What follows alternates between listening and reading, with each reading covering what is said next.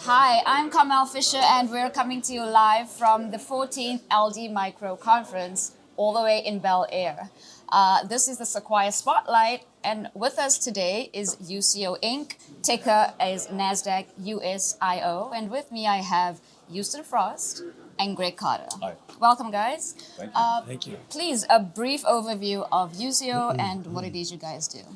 Yeah, so Usio is a fintech payment processor. We offer a diverse set of payment services through four primary lines of business. So you've got two of the lines of business leaders here with you right now. And so let me go ahead and run through those. So the first is merchant services. And that is primarily providing ACH processing as well as push to debit card and debit card processing services, mainly to municipalities as well as fintech lenders. You also have Greg Carter, who runs our payment facilitation business. So this provides credit card processing services, and he'll tell you a little bit more about it, but we really provide those services in a unique way through integrated software vendors by partnering with software companies who then offer those credit card processing services to their customers. We also operate a prepaid card issuing line of business, which is what I run here at the company, where we're both program manager and issuer processor. And then finally, through a recent acquisition, we are in the print and mail, so we print and mail paper checks, as well as provide electronic statement offerings to a diverse set of clients as well. So we do a whole lot at UCO. Wonderful, definitely sounds like it. So, given the ever-increasing competitive landscape, what would you say are Usio's strengths, and how do you guys hold up within that?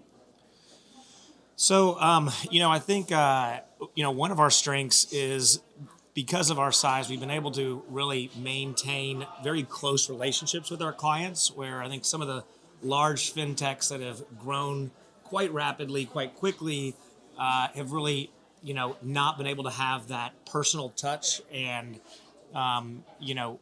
customized solutions type of offering to our clients. So that's certainly one of them. Greg, do you have any competitive advantages that you want to mention? Yeah, I think our ability to execute. I mean, we're small enough but large enough at the same time. So we scope our projects and we get them done. So it's not turning the battleship in the bathtub. If we have a number of programs across all of our business lines, even in Houston's, that companies like MasterCard call upon us to do their programs because they know we execute, and that is I think a very big competitive advantage. Great. So, you recently won a contract to help New York City pay people to get vaccinated. How does this help you and the country to get, at least 75% of the population vaccinated to ensure that herd immunity? That's a good segue from what we just said on execution. Yeah. Well, so I think first of all, New York City's program was really the first of its kind, and it got a lot of press and the success that it had, and it's continuing to see success, and they're continuing to invest dollars in that vaccine program. Maybe to tie that back into some of Greg's comments. So UCO was able to win that contract because of some of the work we did about 12 months ago through the New York City's mayor's office with some of their COVID relief programs. So the way we performed during those programs brought the city back to us to help them with the vaccine incentive program. Excellent. Greg, do you mind just touching on the PayFac in a Box license? Sure. I'll grab this.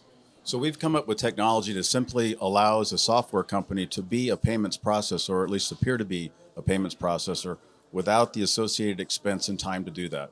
So to become a processor, you're talking about several years, multiple millions of dollars, bank sponsorships, human resources.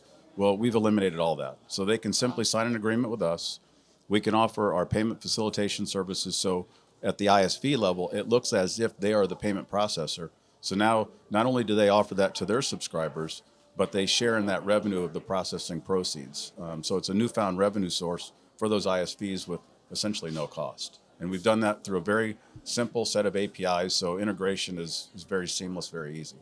Wonderful, which takes me to my next question, how the product performance does align with the holistic company growth. Well, it's one of our growth engines because we grow three different ways with our PayFac. We sign new ISVs. Those ISVs have new subscribers, and those subscribers have new customers. So it's really exponential growth. It's a leveraged sales model that we sell one and get many. So Right. it's a high growth engine for us. Wonderful. Well, all the very best. Thank you. Louis, Houston, apologies. I want to jump in and get a bit of your corporate development strategies that you have in place for the near and short and long term. Well, so that's a good question, and we should have Lewis here to help Right. address that one. I think generally we're very strategic in any acquisitions that we make at Usio. And we're always looking for a strategic acquisition. We don't necessarily have anything planned or anything we're ready to announce yet. But as you saw, just last December, we were able to acquire a company that we think was quite strategic in terms of the clients it brought and how we could help cross-sell to those clients a variety of payment services. And so that's actually exceeded our expectations, our last acquisition. Fantastic. Now, I know that Usio is big on giving back. How do you ensure that your corporate development strategies align with that ideology? Again, I wish I had our marketing team here. So you may not be asking the expert on our giving back, but I guess we're doing a kind of company-wide campaign right now for the Leukemia and Lymphoma Society, the Light the Night event in San Antonio, Texas, and I'm sure there's someone at the company much more qualified to tell you about how we are doing so far in that. But that's something we've done annually every year. So Perfect. What would you want investors to take away from this? Greg?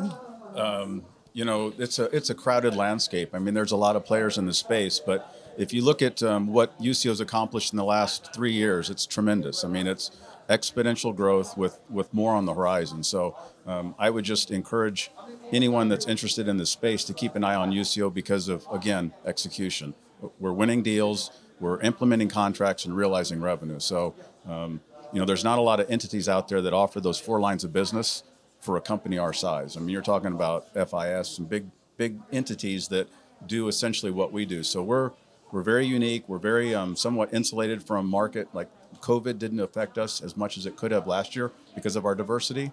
And I would just encourage people to take a look at the story because it's unique and it's special. Wonderful. So you are a Sequire client, and I do have interactions with Lewis and a number of your team members on a regular basis. Have you guys jumped into our platform before? Oh, Lewis uses it every week. Mm-hmm. Every We week. Yeah. kind of look at it over Lewis's shoulder most of the time. Exactly. So he's given us a tour a few times. Yes. He's the pilot. We're we got businesses to run, so that's Right. So but we're certainly aware of it. For Fantastic. Well, wonderful chatting with you guys. Sure. Thank you very so much. Thank you. Appreciate it. Good luck and everything of the best with Thank you. with the conference. Thank you so much.